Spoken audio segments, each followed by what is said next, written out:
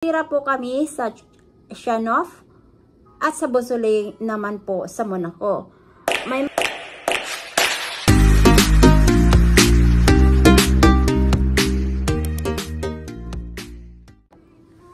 Hi guys! Hello everyone! Welcome to my channel and welcome to Monaco. So for today's video is sasagot na naman tayo ng sasagot na naman tayo ng kasagutan dito sa ating question and answer vlog.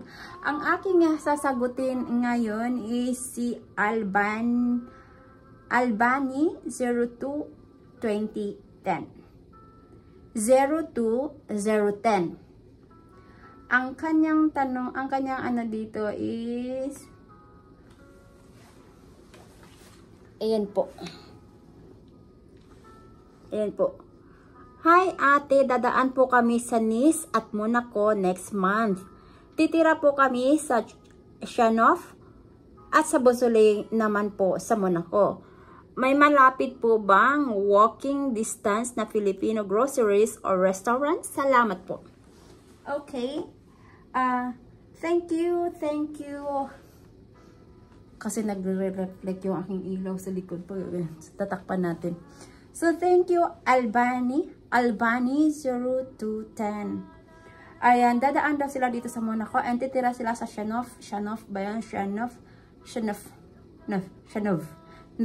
ko alam kung paano ito bibigkasin. Sa Shanov, sa Nice, France. And sa Nice. And sa Monaco is sa Beausoleil. Okay, lilinawin ko. Ang Beausoleil is hindi siya part ng Monaco. Pero yun nga, dahil nasa taas lang siya ng Monaco, siya po ay sa France pa rin po siya. Part po siya ng France.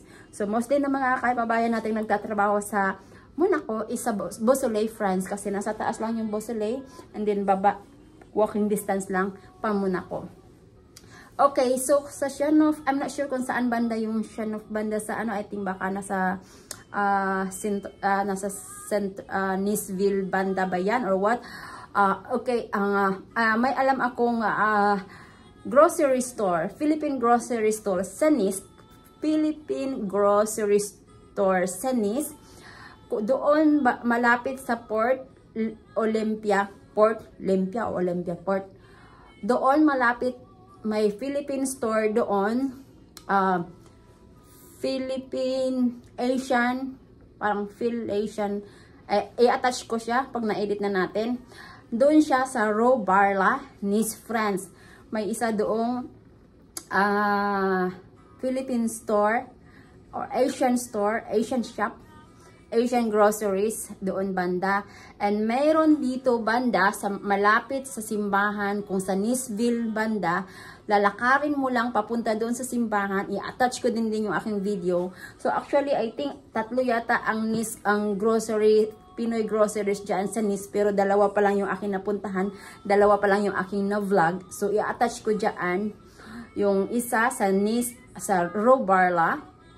And itong isa, ano ko yung address, dati siyang Manila Mart, ngayon is bago na, ang may-ari is yung taga dito sa Beausoleil, France, yung remittance sa Ria, sa Eric. Yun yung ano, parang Philippine Mart, parang ganun, parang binago. Dati ay Manila Mart. So i-attach ko yun. I-attach ko yung unang Manila Mart as ngayon Philippine Shopping Mart, parang ganun yung ano. So i-attach ko din pag na ano ko to. So yun yung sa Nice, France. So, pupunta sila ng Monaco, pupunta sila sa Albani sa Monaco, pero titira sila sa Beausoleil, France. So, okay.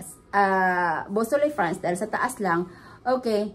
Kung sa Monaco talaga, wala tayo ditong Philippine store. Walang mga grocery store, Pinoy grocery store dito sa Monaco. Pero, dahil ang Beausoleil, France is nasa taas lang na Monaco, kaya yung iba, pag sinabing Monaco, sa Beausoleil, akala ng iba is Beausoleil, Monaco siya. So, ang Beausoleil is part siya ng France. So, pag akyat natin dyan sa St. Charles, simbahan, walking distance lang, mayroong part dyan sa taas na tatawid ka lang, France na, Beausoleil France na. So, naandun lahat ng remittance, andun lahat ng grocery shop, andun lahat ng mga Asian shop. Doon ka magpapadala ng pera, doon magpapaload yung iba, basta marami doon. May Asian shop, may Asian restaurant, may Thai restaurant, may Indian restaurant, mayroong Cambodian restaurant,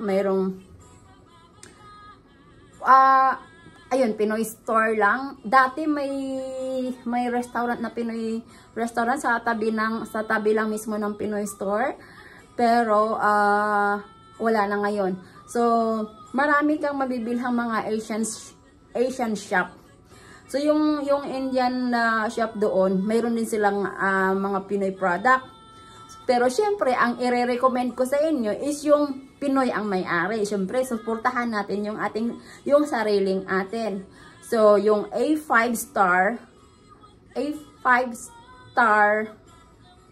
i-attach ko ulit kasi bagong may-ari eh. The same pa rin yung location nung Pinoy store natin na Pinoy ang may-ari. Dati, Pinoy ang may-ari, and then ngayon, bago ang may-ari, which is Pinoy pa din. So, yun yung, pag may mga nagtatanong, yun yung akin nire-recommend. Yung ating mga kababayang may-aring store. Pero mayroon pang mga ibang shop, Asian shop, dyan sa Beausoleil, na may mga paninda din silang mga Pinoy product. Pero sabi ko nga, i-recommend natin, suportahan natin yung sariling atin. Yung ang nagmamay-ari talaga ay mga kababayan para naman kahit papano makatulong din tayo sa kanila, makasuporta tayo sa kanila, makakain pa tayo ng mga Pinoy product natin. 'Di ba? So, pasensya na Albany, medyo late yung aking response sa iyong 5 days ago siyang nag-comment, and ngayon na ako nakagawa ulit ng ating question and answer vlog. Okay, so I hope na makita mo, mapuntahan mo, or makakabili ka ng mga Pinoy product, because I'm not sure kung galing ka ng Pinas. I think galing ka din ng ibang bansa na magbabakasyon dito banda sa south of France. Okay, so I hope makita mo, makabili ka, and mag-enjoy kayo sa inyong pagbabakasyon dito next month. Actually, may nag-comment sa akin na kung pwede ko daw gawan ng mga presyo, yung mga paninda ng mga Pinoy product dito, including tax. Yun po ay hindi ko kayang gawan ng kasi hindi naman ako nagmamay-ari ng store talaga, and nakakahiya na tatanungin ko sila magkano ang including tax. So, syempre, hindi naman ako doon. So, ako yung vlog lang sa kanilang shop. Okay, Albany, thank you. Albany or Albany o basta yun na yun. Kung hindi ko man na-pronounce ng maigi yung channel, pasensya na dahil tayo po ay bistak. So, hirap ako pronounce ng mga pronunciation Okay? So, hanggang dito na lang po. Maraming salamat sa iyong pagbisita at pagsuporta sa aking YouTube channel. And I hope na mag-enjoy ka sa iyong pagbisita dito. Malay mo, pag nandito ka, ma-meet ko kayo, di ba? Bye! See you in my next vlog.